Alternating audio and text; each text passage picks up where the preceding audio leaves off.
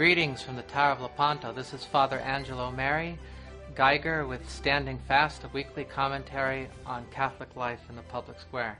Today I'd like to talk to you about a new website that we've recently published called Mary Victrix, maryvictrix.com, and it's a blog, and it's dedicated to the spirit of Marian chivalry. And if you go to the website, you can click on the About link and you can find out how to use the website, because there's not only a blog, but there's a lot of static pages on that website that will introduce you to some of the concepts that we discuss on a regular basis on Standing Fast. And the most important of which is Marian chivalry. And it's the idea that the great virtues of chivalry, of fidelity, honesty, courtesy, strength, and generosity are rooted in devotion to the Blessed Mother. The great history and development of the life of chivalry and the best parts of that tradition are indeed rooted in devotion to the Blessed Mother. The Knights Templar, which I talked about last week, they actually profess their vows to God and to Our Lady St. Mary. And so this tradition goes all the way back to the beginning. And as I said also last week, our Lord died for His bride, the Church, and in a very profound way. Our Lady is the one who personifies the Church, and she is, in a sense, the bride of Christ, also His mother. But in a spiritual sense, she is the Church in all of her glory.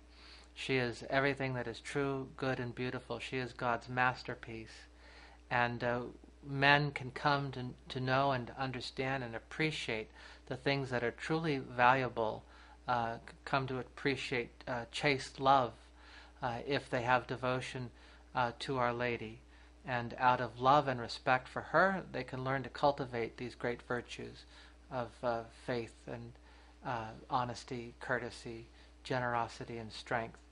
And it's something that we need to, as men, reflect upon as we try to imitate Christ. We're following Christ. We're called to walk in His footsteps. We're called to imitate Christ. That's one of the most fundamental ways in which we can understand our spiritual life. And that has a very particular meaning for men, imitation of Christ. First way that we can imitate Christ is to follow the path which He took. And the path that He took was to become the child of Mary and to honor her as His mother. He practiced the fourth commandment and raised her even beyond the fullness of grace that she already possessed at her conception by making really Our Lady His queen. He is king and she is His queen mother. And for each and every one of us, she is our mother and also our queen. And we can come to appreciate all these great virtues of masculinity and imitation of Christ by turning to Our Lady, who embodies everything that is true, good, and beautiful. So you go to maryvictrix.com and you will come to know and understand Marian chivalry and some of the other things that the friars are doing in connection with the promotion of Marian chivalry.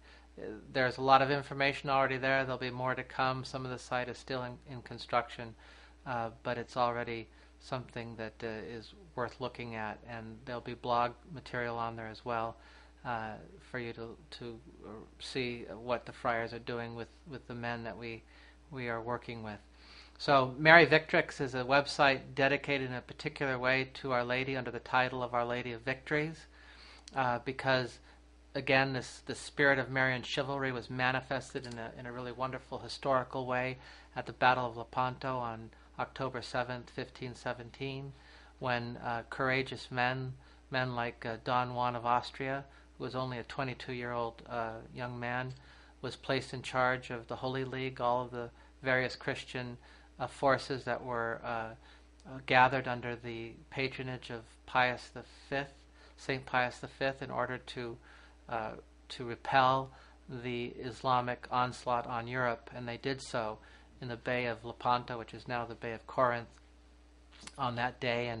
And because of a turn of the wind and the prayers to Our Lady, the battle was won by the Christian fleet. In conjunction with this response of these courageous men to the call of the Holy Father also asked all of Christendom to pray the rosary for victory.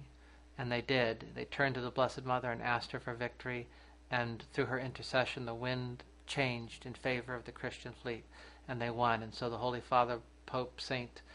Pius V, instituted the Feast of Our Lady of Victories, which today we celebrate as the Feast of Our Lady of the Rosary on October 7th.